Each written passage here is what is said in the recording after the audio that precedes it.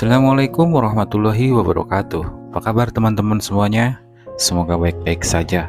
Dan selamat datang di channel Setiawan Official. Di video kali ini kita akan membahas tentang asal-usul Kabupaten Wonogiri. Wonogiri adalah sebuah wilayah yang terletak di Provinsi Jawa Tengah, tepatnya di sebelah tenggara Jawa Tengah. Ada beberapa batas wilayah di Wonogiri. Bagian utara berbatasan dengan Kabupaten Karanganyar dan Kabupaten Sukoharjo. Di sebelah selatan berbatasan langsung dengan bibir pantai selatan. Di bagian barat berbatasan dengan Kabupaten Gunung Kidul yang merupakan bagian dari Provinsi Daerah Istimewa Yogyakarta. Lalu di sebelah timur berbatasan langsung dengan Provinsi Jawa Timur, yaitu Kabupaten Ponorogo, Kabupaten Magetan, dan Kabupaten Pacitan.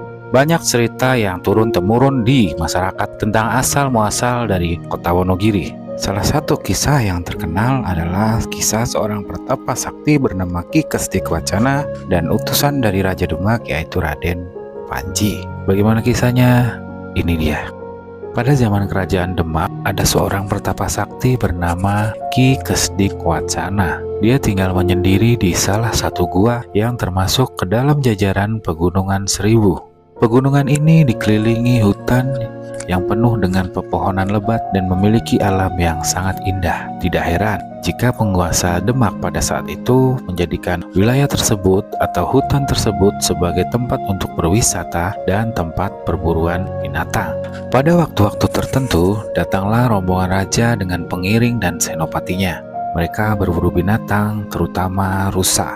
Sebagian hasil dari perburuan itu ada yang dimakan dan dihabiskan di tempat, dan sebagian lagi biasanya dibawa kembali ke istana.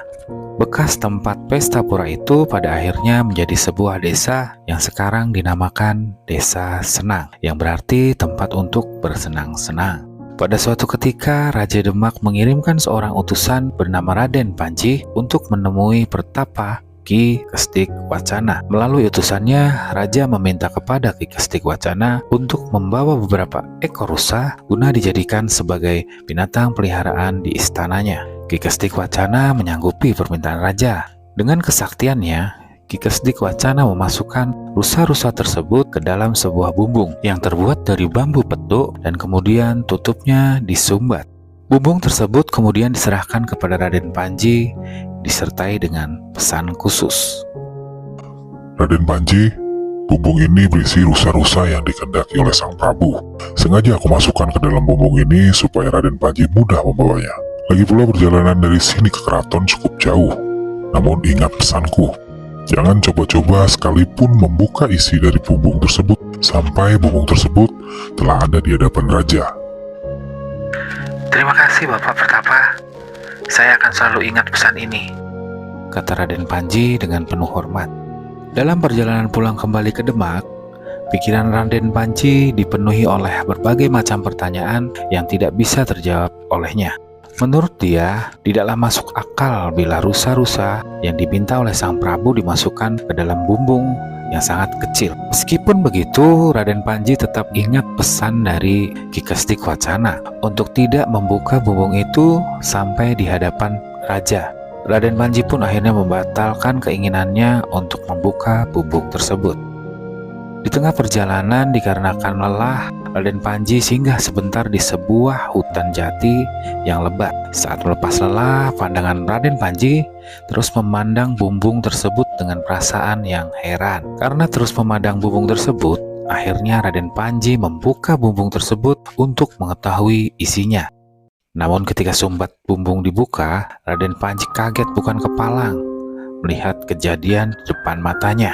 Dalam keadaan yang masih kaget, tiba-tiba dari bumbung keluar hewan kecil yang makin lama makin membesar. Ternyata hewan-hewan itu adalah rusa-rusa yang diminta oleh Sang Prabu yang berjumlah 16 ekor atau 8 pasang. Dan rusa-rusa tersebut dengan cepat segera masuk kembali ke hutan. Raden Panji yang segera sadar dari kagetnya langsung berlari cepat ke hutan untuk mengejar rusa-rusa tersebut. Pada saat berlari, tidak sengaja kopiahnya jatuh ke tanah. Namun, beliau tidak menghiraukannya dan terus saja berlari untuk mengejar rusa-rusa tersebut.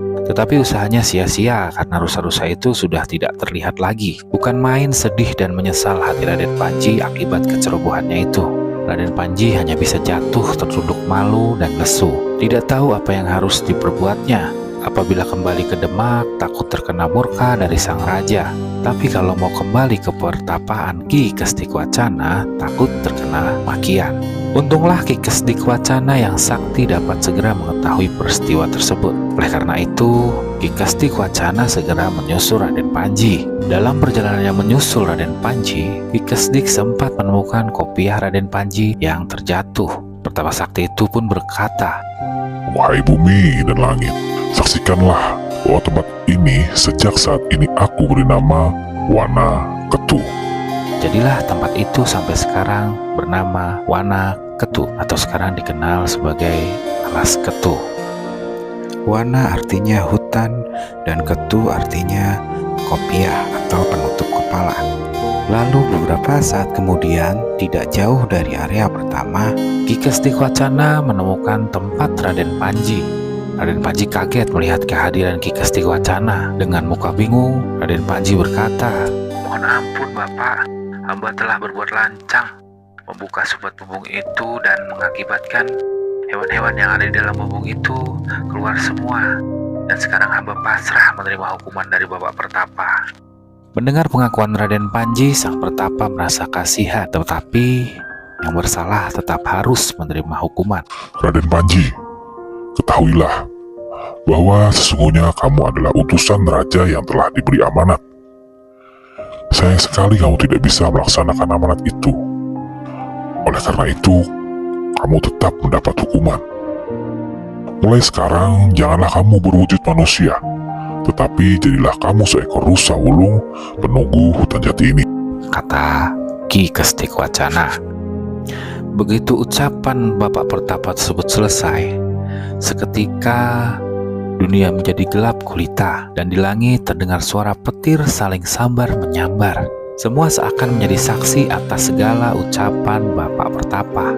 Dan setelah itu secara mendadak Raden Panji yang sebelumnya adalah seorang manusia tiba-tiba berubah menjadi rusa jantan yang sangat gagah dengan bulu ulungnya.